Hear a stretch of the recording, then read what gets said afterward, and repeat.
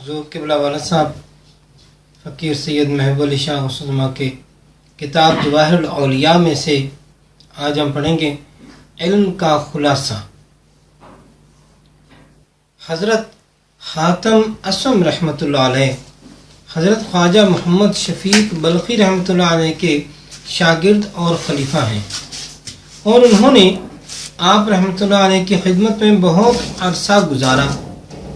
ایک روز جناب خواجہ صاحب نے دریافت فرمایا، اے حاتم، کتنے عرصے سے تم میری محبت و صحبت اور خدمت میں سرگرم ہو اور مجھ سے تعلیم و تلقین پا رہے ہو؟ عرض کیا کہ حضور 30 سال سے۔ استفسار فرمایا کہ پھر اس عرصے میں کیا کچھ حاصل کیا اور کیا کچھ فائدہ اٹھایا؟ حاتم رحمۃ اللہ علیہ نے عرض کیا کہ حضور 8 فائدے حاصل کیے۔ خواجہ صاحب نے ارشاد فرمایا کہ اتنے عرصے میں صرف 8 فائدے؟ انا للہ و انا الیہ راجعون۔ معلوم ہوتا ہے کہ تمہاری عمر رائے گاں گئی، یعنی تم صحیح فائدہ شاید نہ اٹھا سکے۔ حضرت حاتم رحمۃ اللہ علیہ نے عرض کیا کہ یا شیخ، میں جھوٹ بولنے سے طبعاً نفرت کرتا ہوں، فی الواقع میں نے صرف 8 مسائل ہی حاصل کیے، یا فی الواقع میں صرف 8 مسائل ہی حاصل کر سکا۔ حضرت شفیق رحمۃ اللہ علیہ نے فرمایا کہ اچھا بھلا وہ کون سے 8 مسائل ہیں، ذرا میں بھی تو سنوں۔ حضرت حاتم رحمۃ اللہ علیہ نے عرض کیا کہ حضور، پہلا مسئلہ یہ ہے کہ میں نے خلقت کو غور سے دیکھا تو معلوم ہوا کہ ہر ایک شخص نے کسی نہ کسی کو اپنا محبوب و معشوق بنا رکھا ہے۔ وہ محبوب اور معشوق اس قسم کے ہیں کہ بعض موت تک ساتھ رہتے ہیں، بعض مرنے کے بعد تک، یعنی لب گور تک۔ اس کے بعد کوئی بھی ساتھ نہیں جاتا۔ کوئی ایسا نہیں کہ انسان کے ساتھ قبر میں جائے اور وہاں اس کا غم خوار اور چراغ بنے، قیامت کی منزلیں طے کرائے۔ مجھے معلوم ہوا کہ ان صفات سے متصف صرف اعمال صالحہ ہیں، سو میں نے انہی اعمال صالحہ کو اپنا محبوب بنایا اور انہیں اپنے لیے حجت اختیار کیا، تاکہ قبر میں بھی میری غم خواری کریں اور میرے لیے چراغ ہوں اور ہر ایک منزل میں میرے ساتھ رہیں اور مجھے چھوڑ کر نہ جائیں۔ دوسرا مسئلہ یہ ہے کہ جب میں نے لوگوں کو غور سے دیکھا تو معلوم ہوا کہ سب کے سب حرص و ہوا کے پیرو بنے ہوئے ہیں اور نفس کے کہنے پر چلتے ہیں۔ پھر میں نے اس آیت پر غور کیا، وَأَمَّا مَنْ خَافَ مَقَامَ رَبِّهِ وَنَهَى النَّفْسَ عَنِ الْهَوَىٰ فَإِنَّ الْجَنَّةَ هِيَ الْمَأْوَىٰ، یعنی جس نے اللہ تعالیٰ سے ڈر کر نفس کو خواہشات سے روکا، اس کا ٹھکانہ بہشت ہے۔ تو چونکہ قرآن شریف سچا کلام ہے تو یقین ہو گیا کہ اسی بات میں نجات ہے۔ اس لیے میں نفس کی مخالفت پر کمر بستہ ہو گیا اور نفس کو مجاہدے کی بھٹی میں ڈال دیا۔ نفس کی ایک آرزو بھی پوری نہ کی، صرف اللہ تعالیٰ کی اطاعت سے مجھے آرام حاصل ہوتا رہا۔ تیسرا مسئلہ یہ ہے کہ جب میں نے لوگوں کے حالات کا مشاہدہ غور سے کیا تو دیکھا کہ ہر شخص دنیا کے لیے کوشش کرتا ہے، رنج و مصیبت برداشت کرتا ہے، تب کہیں دنیاوی حکام سے کچھ حاصل کرتا ہے اور پھر اس پر بڑا خوش و خرم رہتا ہے۔ بعد ازاں میں نے اس آیت پر غور کیا، 14ویں سپارے کے 19ویں رکوع میں، ما عندکم ینفد وما عند اللہ باق، یعنی جو کچھ تمہارے پاس ہے وہ ختم ہو جانے والا ہے اور جو کچھ اللہ تعالیٰ کے ہاں ہے وہ باقی رہنے والا ہے۔ تو جو کچھ میں نے جمع کیا تھا سب راہ خدا میں صرف کر دیا اور اپنے آپ کو اللہ تعالیٰ کے سپرد کر دیا تاکہ بارگاہ الہی میں باقی رہے اور آخرت میں میرا توشہ اور بدرقہ بنے۔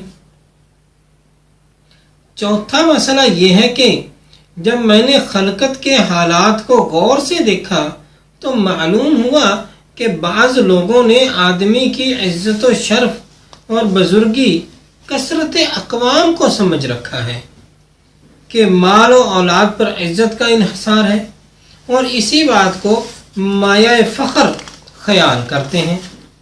بعد ازاں میں نے اس آیت کریمہ پر خیال کیا، ان اکرمکم عند اللہ اتقاکم، یعنی تم میں سے اللہ تعالیٰ کے نزدیک سب سے بڑھ کر وہی معزز سمجھا جائے گا جو سب سے زیادہ متقی ہوگا۔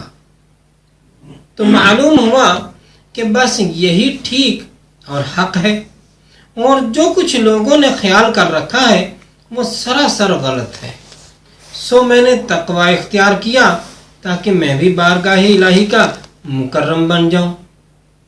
پانچواں مسئلہ یہ ہے کہ میں نے جب لوگوں کے حالات کو غور سے دیکھا تو معلوم ہوا کہ ایک دوسرے کو محض حسد کی وجہ سے برائی کے ساتھ یاد کرتے ہیں، اور حسد بھی مال، مرتبے اور علم کا کرتے ہیں۔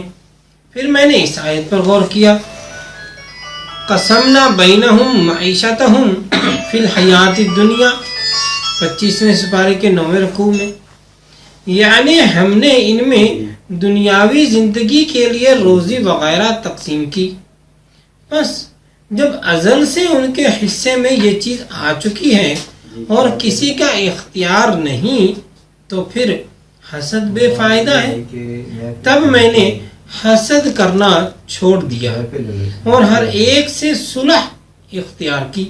چھٹا مسئلہ یہ ہے کہ جب میں نے دنیا کو غور سے دیکھا تو معلوم ہوا کہ آپس میں لوگ دشمنی رکھتے ہیں اور کسی خاص کام کے لیے ایک دوسرے سے لاگ بازی کرتے ہیں۔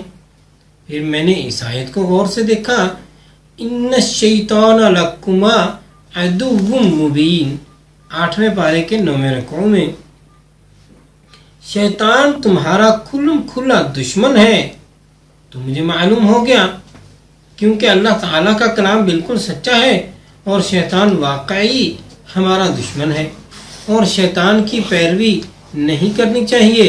تب سے میں نے شیطان کو اپنا دشمن جان شروع کیا اور نہ ہی شیطان کی پیروی کرتا ہوں اور نہ فرما برداری کرتا ہوں، بلکہ اللہ تعالیٰ کے احکام بجا لاتا ہوں اور اللہ تعالیٰ کی بزرگی کرتا ہوں، اور ٹھیک بھی یہی ہے۔ چنانچہ خود اللہ تبارک و تعالیٰ نے ارشاد فرمایا 23ویں سپارے کے 3 رکوع میں، علم احد الیکم یا بنی آدم ان لا تعبدوا الشیطان انہ لکم عدو مبین، اے بنی آدم کیا میں نے تم سے عہد نہیں لیا تھا کہ تم شیطان کی پیروی و پرستش نہ کرنا، کیونکہ وہ تمہارا کھلا دشمن ہے۔ اگر تم میری عبادت کرو تو یہ سیدھی راہ ہے۔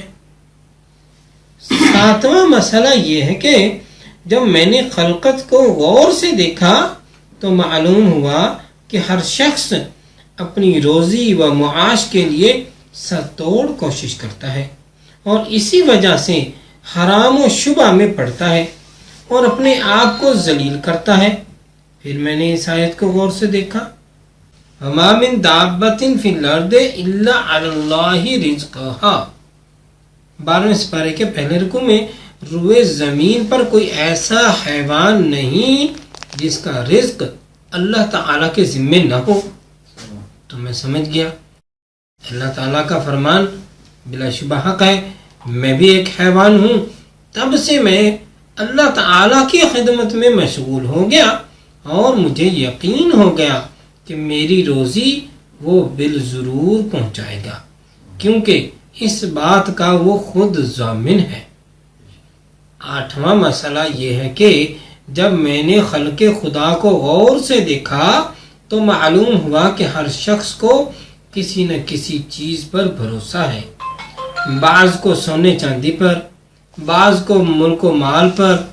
پھر میں نے اس آیت کو غور سے دیکھا، من یتوکل علی اللہ فہو حسبہ، 8ویں سپارے کے 17ویں رکوع میں، جو شخص اللہ تعالیٰ پر بھروسہ کرتا ہے تو اللہ تعالیٰ اس کے لیے کافی ہوتا ہے۔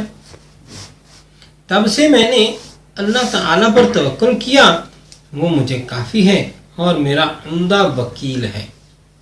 خواجہ شفیق بن ابراہیم بلخی رحمۃ اللہ علیہ نے فرمایا، اے حاتم، اللہ تعالیٰ تمہیں ان باتوں پر عمل کی توفیق دے۔ میں نے توریت، انجیل، زبور، فرقان اور جملہ صحف و کتب سماوی پر غور کیا تو ان کتابوں سے یہی 8 باتیں حاصل ہوئیں۔ جو ان 8 باتوں پر عمل کرتا ہے گویا اس نے ان سب کتابوں پر عمل کیا۔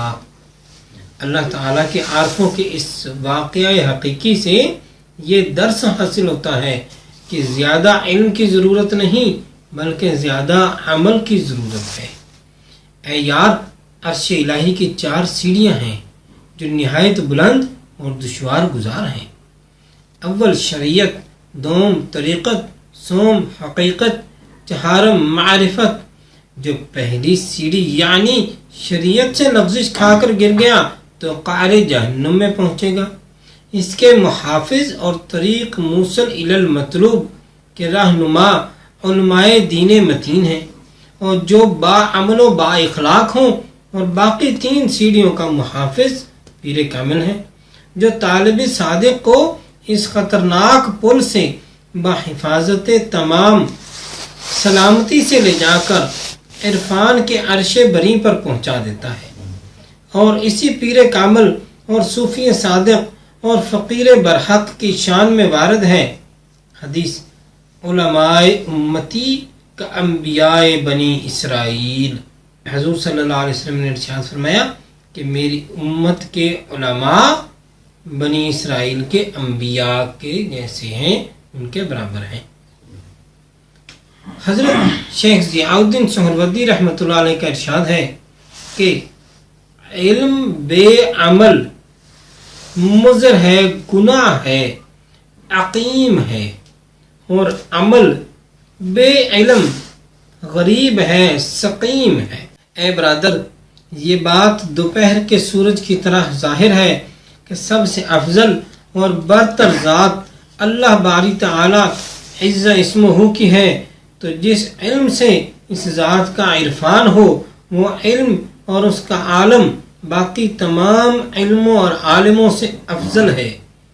یہ علم معرفت ذات الہی ہے جس کو تصوف و فقر کہتے ہیں، اور اس کے عالم کو عارف و فقیر صوفی کہتے ہیں۔ اسی بنا پر علماء امتی والی حدیث میں امتی سے مراد صوفیاء و عارفین لیے جاتے ہیں۔ پس ثابت ہوا کہ رسول اللہ صلی اللہ علیہ وسلم نے علم معرفت اور عارف کی فضیلت بیان فرمائی ہے کہ فضیلت العالم علی العابد کا فضلی اعلی ادناکم، یعنی عالم کی برتری عابد پر ایسی ہے جیسے رسول اللہ صلی اللہ علیہ وسلم کی ادنا امتی پر۔ نیز سب علوم ظاہری ہیں جن میں علم دین بھی شامل ہے، اور صرف معرفت ہی علم باطن ہے، اور باطن کو ظاہر پر تقدم ذاتی ہے۔ ذات الہی باطن سے ظاہر میں جلوہ گر ہوئی۔ اس سے معلوم ہوا کہ علم معرفت فضیلت میں سب علوم سے اول درجہ پر ہے، اور علم دین یعنی شریعت دوم درجہ پر ہے، اور باقی علوم اور علماء کی فضیلت اسی میزان کے ذریعہ درجہ بدرجہ معلوم ہو سکتی ہے۔ یعنی جو علم زیادہ قرب الہی پیدا کرتا ہے وہ اتنا ہی افضل ہے۔ ایک بزرگ کا قول ہے کہ اگر خدا اپنے دائیں ہاتھ میں علم اور بائیں ہاتھ میں تلاش علم رکھ کر آزادی دے کہ دونوں میں سے جس کو چاہے پسند کروں تو بلا جھجک تلاش علم کی درخواست کروں گا، کیونکہ اللہ تعالیٰ نے خود حضور صلی اللہ علیہ وسلم کو علم کی زیادتی کی دعا کا ارشاد فرمایا، وَقُلْ رَبِّ زِدْنِي عِلْمًا، قرآن پاک میں وارد ہے۔